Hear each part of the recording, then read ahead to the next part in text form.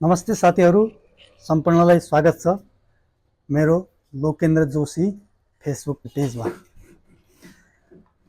यहाँहरूलाई अस्ति मैले युटिआई मूत्रनलीको संक्रमणको चिन्ह तथा लक्षणहरूको बारेमा भनेको थिएँ।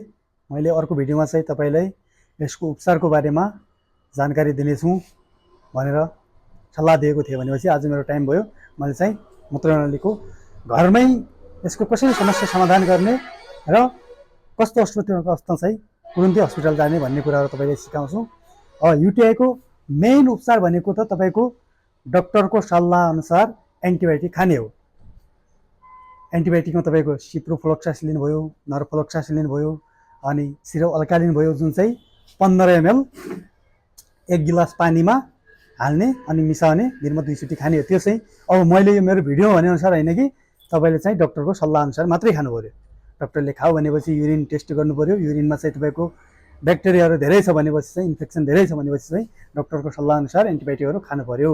अनि चाहिँ तपाईको यदि दुखाइ भइरहेछ भनेपछि चाहिँ दुखाइ चाहिँ कम गर्ने औषधिहरू खानु पर्यो, जस्तै आइब्रोफिन अनि प्यारासिटामोल, मेप्टाल दुखाइ कम गर्ने खानु पर्यो। अनि तपाईको चाहिँ धेरै बेरसम्म चाहिँ पिसाबलाई चाहिँ रोक्नु भएन, अनि पिसाब चाहिँ टाइममा गर्नु पर्यो। अनि घरमै तपाईले बिना औषधि यदि घरमा तपाईलाई चाहिँ त्यसको समस्या समाधान गर्न चाहनुहुन्छ भने चाहिँ घरमै तपाईले के गर्नु पर्यो भनेपछि घरमा चाहिँ धेरै पानी पिउनु पर्यो। कम्तीमा पनि तपाईले दिनमा 2 लिटरदेखि 4 लिटरसम्म चाहिँ पानी पिउनु पर्यो। पानी बढी पियो भने के हुन्छ कि पिसाबमा चाहिँ जुन ब्याक्टेरिया हुन्छ नि, त्यो ब्याक्टेरिया चाहिँ पिसाबबाट बाहिर निस्किन्छ। त्यही भएर चाहिँ पानी बढी पिउने।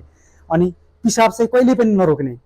पिसाब चाहिँ गर्ने बेलामा चाहिँ जस्तै राति हामी के गर्छौं कि अल्छी लाग्यो भनेर पिसाब चाहिँ रोकिदिन्छौं। त्यो बानीले चाहिँ इन्फेक्सन गराउने सम्भावना धेरै हुन्छ। पिसाब लाग्दाखेरि चाहिँ पिसाब गरिहाल्ने।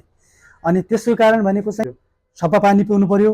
अर्को चाहिँ अब भिटामिन सी हरू खानु पर्यो। जस्तै भिटामिन सी मा कागती पानी खानु पर्यो, अमला पानी खानु पर्यो।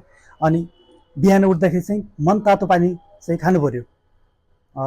1 कप पानी चाहिँ मनतातो पानी चाहिँ खानु पर्यो। अनि कहिले चाहिँ तपाईले तुरुन्त चाहिँ डाक्टरलाई देखाउने, कहिले चाहिँ तुरुन्तै एन्टिबायोटिकहरू चलाउने, कहिले चाहिँ तपाईले सिरप अल्कालिन सिरपहरू युज गर्ने भनेपछि चाहिँ त्यो डाक्टरको सल्लाह अनुसार हुन्छ। मैले भनेर हुँदैन।